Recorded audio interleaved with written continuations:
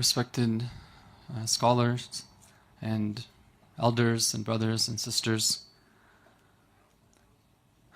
عظم الله أجورنا وأجوركم بمصابنا بالحسين عليه السلام. I begin by, first of all, sending my salam and my condolences to our beloved master and leader, the awaited Imam of our time, Ajjalallahu Farajahu Sharif, and all the respected believers. I send my condolences on the arrival of the month of Muharram, of course depending on the moon sighting.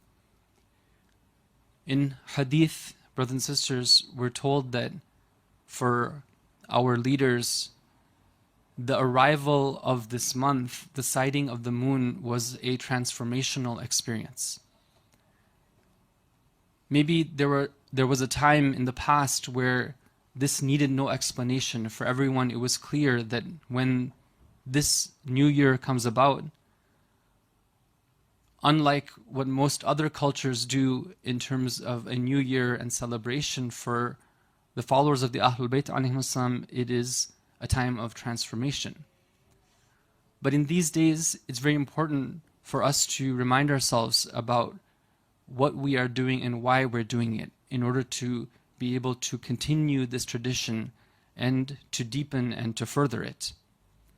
So our masters, the Ahlul Bayt alayhim salam, they would take this time very seriously. In one narration that's mentioned in our books of hadith, we're told that our 8th Imam alayhi salam says that the month of Muharram, even in the pre-Islamic era, was a time when the shedding of blood was prohibited. But it was the month in which they shed our blood. It was the month in which they violated our sanctity. It was the month in which they took our women and our children as prisoners. And then he says something very beautiful. He says, فَعَلَى مِثْلِ الْحُسَيْنِ فَلْيَبْكِ الْبَاكُونَ, which in a poetic way would say that if there's anyone who wishes to shed a tear, then let them shed a tear for the likes of Hussein alayhi salam. Then he describes the benefit of doing so. He says that somebody who is able to shed tears for Imam Hussein alayhi salam, it is an atonement for great sins.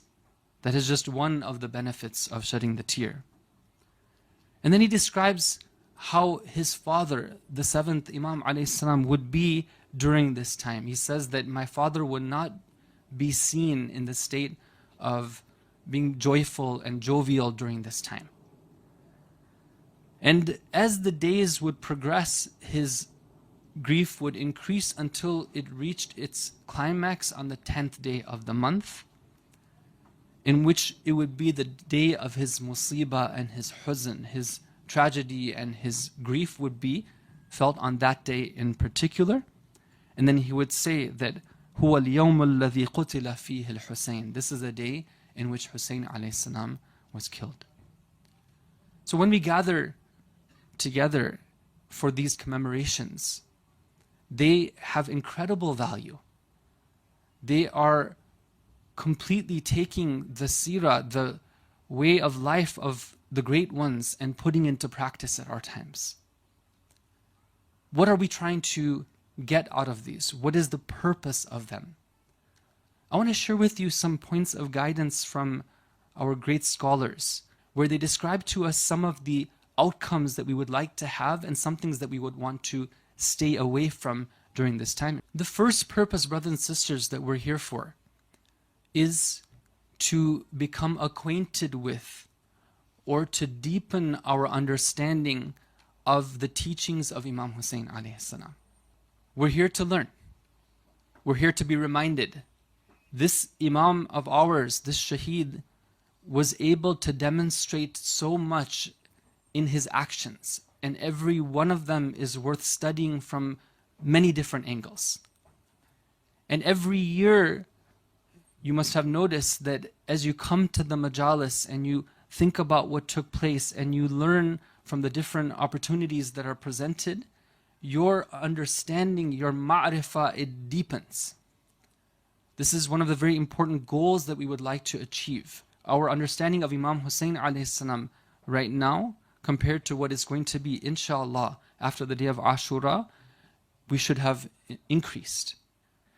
The second goal and objective, brothers and sisters, is that once we have reacquainted and deepened our understanding of the teachings of Imam Husseni alayhi salam, we need to be looking to see how can we be leading Husseini lives.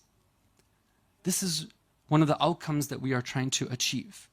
Some type of practical change that is taking place. Because knowledge is truly beneficial when it is acted upon.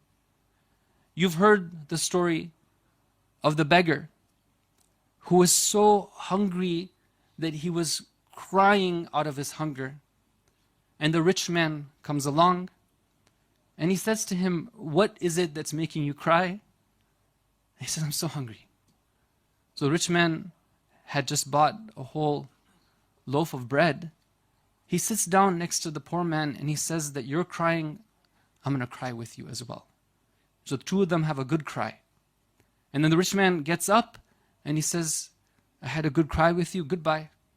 And the poor man says, "Well, thank you, but I was hoping for some of the bread, because really I'm crying because of hunger and the bread that you have would help me."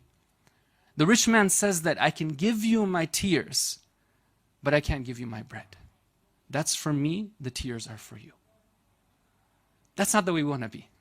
Inshallah, we are here to offer our tears.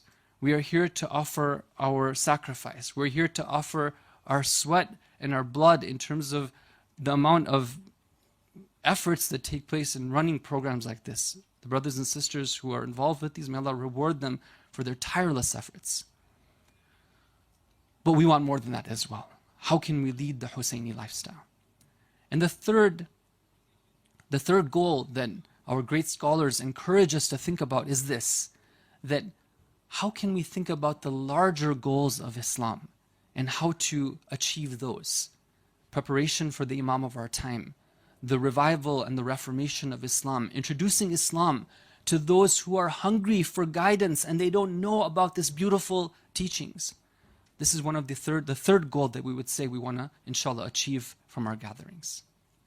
Now, at the same time, our respected scholars, may Allah preserve them, they also say that we should be careful about a couple of things. What are those things? One of them, they say that when it comes to these gatherings, we should avoid doing what's called ifrat and tafrit, meaning avoid going to the extremes. What does it mean to go to the extreme?